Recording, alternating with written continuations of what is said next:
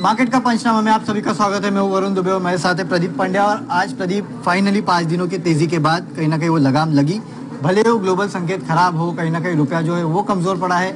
इन दोनों ने मिलकर भारतीय बाजारों पे इम्पैक्ट अगर 11,000 पार हो जाता तो हम कहते फाइनली ये काम हो गया। लेकिन तो बुरी खबर है। हाँ, है तो बुरी खबर, लेकिन जो 5 दिनों से हम देख रहे थे ना कि नीचे जाते थे फिर कहीं ना कहीं ऊपर आ जाते थे, कभी 1 पॉइंट की तेजी से बंद हो रहे, कभी 2 पॉइंट की तेजी से बंद हो रहे, तो वो जो क्रैक था वो अब आ गया है फाइनली, ये मैं कह रहा हूँ। हाँ भी और नहीं भी, इसलिए क्योंकि देखिए जो रेंज है ना वो 10,800 से 11,000 के बीच की बनी है। तो 10,800 के नीचे अगर आप चले जाएंगे तो हम इसको क्रैक कहेंगे। आज की क्लोजिंग ठीक है, इतनी बुरी भी नहीं है। 10,922 के आसपास आज अब जहाँ पे बंद हुए हैं। तो मुझे लगता है कि ठीक है, बाजार पे ऊपरी स्तरों से दबाव देखने को मिला। बड़ी वजह ये थी कि यूएस को लेकर के खास तौर पे क्योंकि डाउ में गिरावट देखी जा रही थी, तो उसका इम्पैक्ट हमने देखा है। तो डाउ फ्यूचर्स में करीब 150-200 पॉइंट की गिरावट को हम पचा चुके हैं, ऐसा हम कहेंगे। लेकिन नेट मेरी नजर इस बात पे की थी कि 10,915 के ऊपर निफ्टी को बंद होना चाहिए। 10,915 हाँ, वो हुआ है, उसके ऊपर तो हुआ है। ये उस लिहाज से अच्छी बात है। और बैंक निफ्टी लेकिन 27,500 के ऊपर बंद होता तो ज्यादा अच्छा था, वो थोड़ा नीचे आ गया है। तो ठीक है, यानी यहाँ पर थोड़ा मिला जुला सा रुख, दिन के लोस के आसपास ही आप बंद हुए हैं। पर हो सकता है कि कल निफ्टी आपको एक बार की बाउंस दे, फिर उस बाउंस में फिर गिरावट देखने को मिले तो बात अलग है। पर अभी कुछ तो बाउंस पे बेचना चाहिए, आपका कहने का मतलब ये? जब तक 11,000 पार नहीं होता तब तक तो स्ट्रेटेजी यही है कि आपको हर बाउंस में बेचना है। 11,000 के लेवल के आसपास फिर से बाजार अटकेगा, इसकी पूरी आशंका दिखती है। बहुत बड़ा इंपॉर्टेंट लेवल बन गया, वो था ही वैसे भी साइकोलॉजिकली इंपॉर्टेंट है। कहीं ना कहीं 11,000 के पास आते 85, 87, फिर से नीचे, फिर वापस 900 के आसपास, फिर ऊपर। चले ठीक है, बाजार में ना उतना मजा नहीं है। आप आज मार्केट ब्रेड देखिए, जाते जाते क्या थी, 2 स्टॉक ऊपर तो 5 नीचे, ठीक है। और ओवरऑल ट्रैक्शन नहीं आ रहा है। अगर आप तेजी का ट्रेड देखते हैं किसी स्टॉक में, वहां पर अच्छी खबर पे भी वैसा फॉलो अप देखने को नहीं मिलता। मंदी ज्यादा सस्टेन हो रही है, तो ज्यादा से ज्यादा काउंटर्स पे, तो ये आपको इशारा कर रहा है कि लोग ऊपर के लेवल पर शायद निकल रहे हैं। ज्यादातर आपको बिकवाली देखने को मिलेगा। आज आपने देखा होगा वो पेज इंडस्ट्रीज में एक ब्लॉक डील हुई और एक एफआई निकल गया। तो किसी को भी कन्विक्शन नहीं है इस मार्केट पे अभी, इसलिए बाजार टिकेगा इसकी उम्मीद बहुत ही कम है। और अक्सर हम देखते थे, वही मैं जैसे कि आपको कल बोल रहा था कि अगर निफ्टी सेंसेक्स गिरते हैं तो मिड कैप चलते हैं। आज तो वो भी नहीं हुआ, मिड कैप भी गिर गए, मिड कैप स्मॉल कैप वहाँ भी एक अच्छा खासा दबाव देखने मिला। तो कहीं ना कहीं बिकवाली ज्यादा हावी है। चलिए प्रदीप, सवाल जवाब लेते हैं। बलराम भोई सन फार्मा पे भी पूछ रहे हैं। आज तो एक अच्छा खासा बाउंस देखने मिला, फाइनली एक बाउंस देखने मिला। कल भी मेरे ख्याल से बाउंस देखने मिला था। अब तो जो कारोबार है क्या, मेडिसेल्स क्या नाम था उसका, जिस कंपनी को लेकर कंट्रोवर्सी थी, उसको अपने सब्सिडी में मर्ज करने की बातें कर रहे हैं। लेकिन क्या ये इतना पॉजिटिव है? आपका जो पैसा ऐसा लग रहा था कंपनी से बाहर तो नहीं जा रहा है, तो आप उसको मर्ज कर देंगे तो कंपनी के अंदर ही रहेगा। ठीक है, लेकिन अब देखिए सवाल बार बार उठने लगते हैं तो बाजार थोड़ा सा हिल जाता है। दूसरी बात कि फार्मा सेक्टर को लेकर के इस समय कॉन्फिडेंस बहुत ज्यादा नहीं है। ये एडिशनल फॉल आ गया था, एडिशनल अतिरिक्त गिरावट आ गई थी इस वजह से, क्योंकि ये कंट्रोवर्सी शुरू हुई। तो 450 वाला जो नीचे आपको 370 तक दिखाई दिया, ये 80 रुपए की गिरावट इस कंट्रोवर्सी की वजह से थी। अब इस गिरावट में से अब 50 रुपए तो रिकवर हो चुके हैं। क्या बाकी के 30 रुपए और रिकवर हो गए? ये थोड़ा मुश्किल सवाल है, क्योंकि ओवरऑल सेक्टर को लेकर कोई बहुत बुलिशनेस है नहीं, मार्केट में थोड़ा सा वीक है। लेकिन अब जो यहाँ पे अहम बात देखने वाली होगी वो ये कि ये तो ट्रेडर्स थे, और हमने खुद ही परसों के दिन जब ये खबर आई थी कि अब एक अपील की जा रही है, कंपनी की ओर से कहा जा रहा है कि सेबी इसमें इंटरवीन करें, तो उस समय हमने शुक्रवार के ट्रेड में ये कहा था कि अब आपको बंदी की पोजीशन काट लेनी चाहिए अगर आपने शॉर्ट की हुई है, क्योंकि जब कंपनी खुद जांच की मांग कर रही है तो उसका मतलब है कि उनका कॉन्फिडेंस इससे दिखता है। तो वहां पर हमने शॉर्ट की पोजीशन काटने की राय दी, वो सही हुई। अब 430 के आसपास तक के टारगेट दिखाई दे रहे थे। अब जब ये ऊपर और जाता है 440-50 के रेंज में आता है, तो तब देखने वाली बात ये होगी कि क्या वाकई में बड़े निवेशक, लॉन्ग टर्म इन्वेस्टर्स इसके अंदर मौके ढूंढ रहे हैं या नहीं। ये तो ट्रेडर ऊपर लेकर आए हैं, तो ये ट्रेडर शायद 10-20 रुपए और ऊपर ले जाए, उसके बाद तो वो छोड़ देंगे।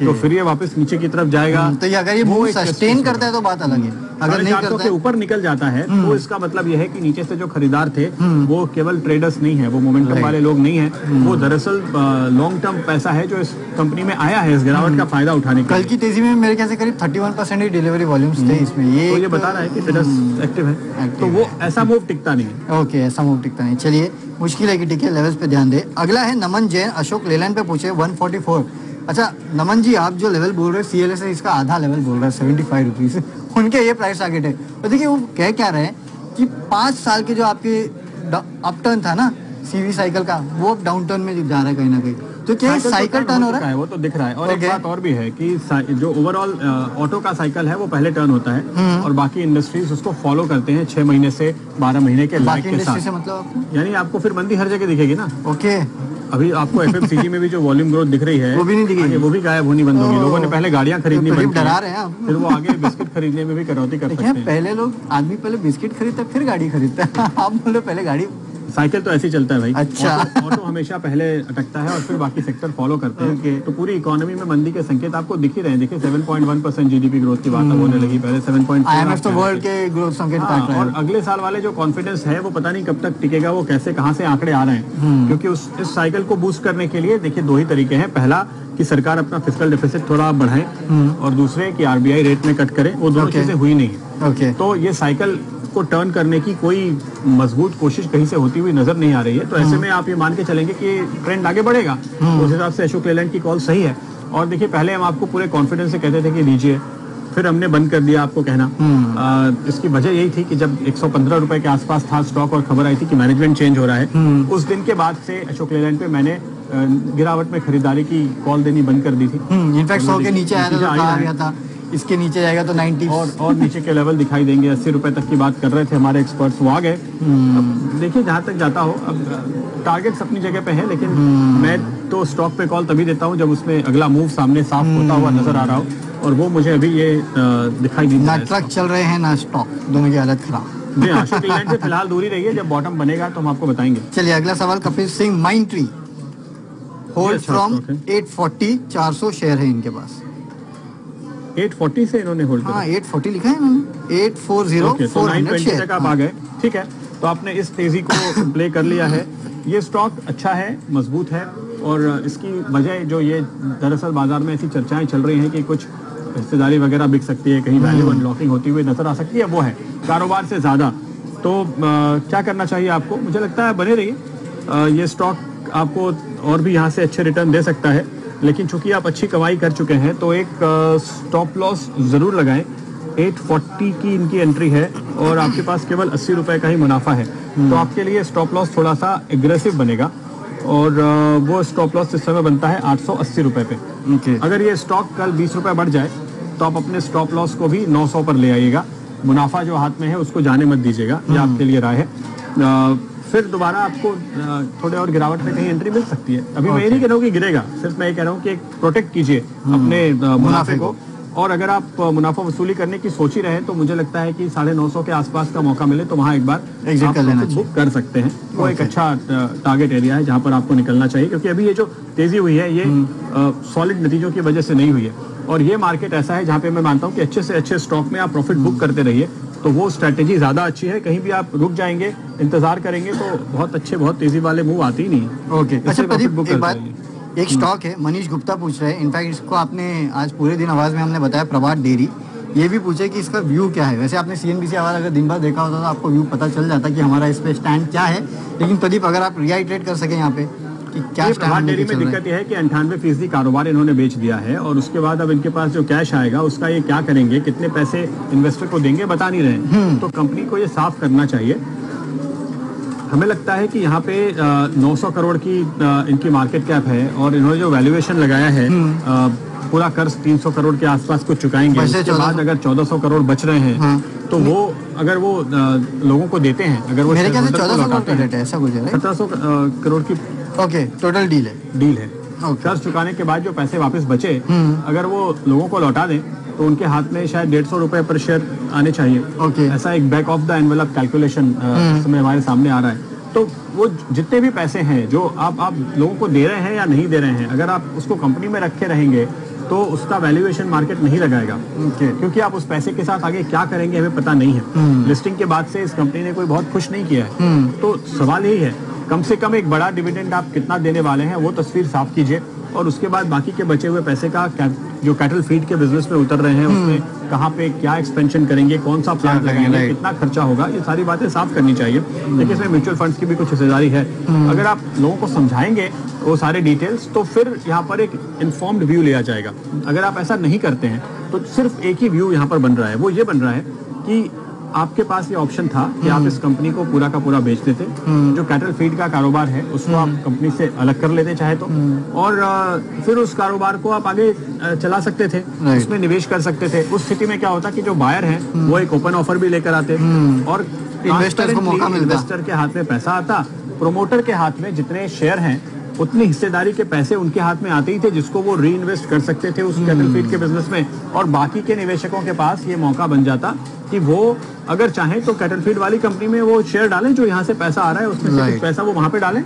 वो उनके पास फ्रीडम होती थी, उनके पास एक की जगह 2 कंपनियों के शेयर एक साथ हाथ में होते और फिर वो फैसला करते कि उनको यहाँ रहना है या वहाँ रहना है। तो ये जो तरीका अपनाया गया वो बहुत ही अजीब है। इसकी वजह से लोगों को लगता है कि क्या वाकई में प्रमोटर पैसे शेयर करना चाहते हैं। राइट, हम कोई आरोप नहीं लगा रहे हैं, हम सिर्फ ये बता रहे हैं कि लोग क्या सोच रहे हैं, ट्रेडर्स क्या कह रहे हैं। इस वजह से सुबह से चर्चाएं शुरू हुई जब ये सारी बातें बाजार में ट्रेडर्स ने, एनालिस्ट ने हमें बताई कि ये हमारे सवाल हैं। उन्हीं सवालों को हमने चैनल पे उठाया और अभी तक जवाब नहीं मिला है और मुझे पूरी उम्मीद है कि जल्द से जल्द जवाब मिलेगा। कल मिल जाए तो ज़्यादा अच्छा है। जिसके पास भी ये शेयर है उनकी वैल्यू अगर गिरती हुई नजर आती है तो ये किसी को भी अच्छा नहीं लगता, किसी के लिए भी अच्छा नहीं होता।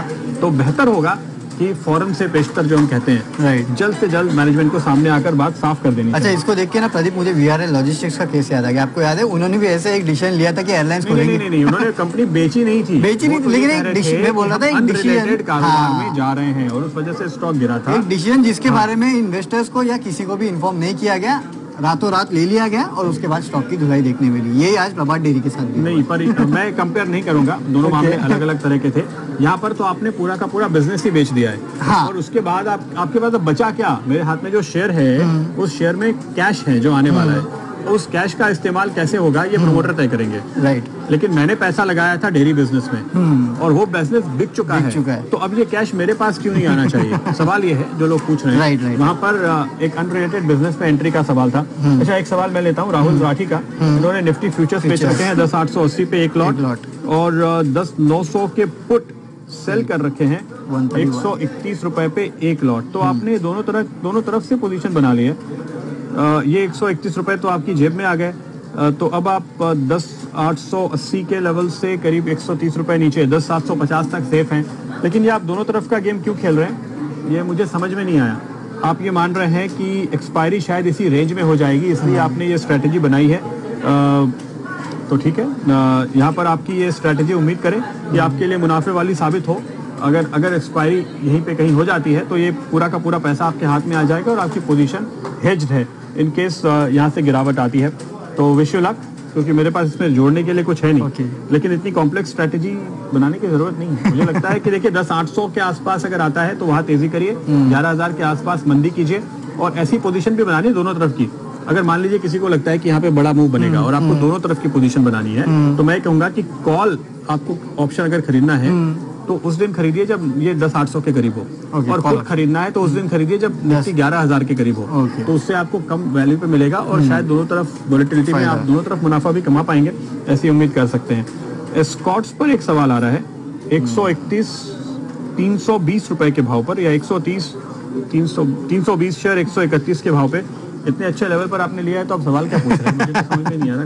कोई दिक्कत की बात नहीं है सर, रखिए। आप लंबी अवधि के निवेशक हैं तो बने रहिए। उम्मीद करें कि यहाँ पर आपको एक अच्छा रिटर्न मिलेगा। दीप सिंह सेंगर का ये सवाल है। दीप, अगर आपके लेवल कुछ गलत लिखे हैं तो आप दोबारा से पूछिएगा, क्योंकि जो आपके लेवल है उस हिसाब से तो आपको आराम से बने रहना चाहिए, कोई चिंता की जरूरत नहीं है। चलिए प्रदीप, अब विदा लिया जाए क्योंकि अब लोगों को भी आराम दिया जाए। काफी सवालों के जवाब हम भी आराम करें और हम भी आराम करते हैं और कल सुबह आपके साथ जुड़ेंगे।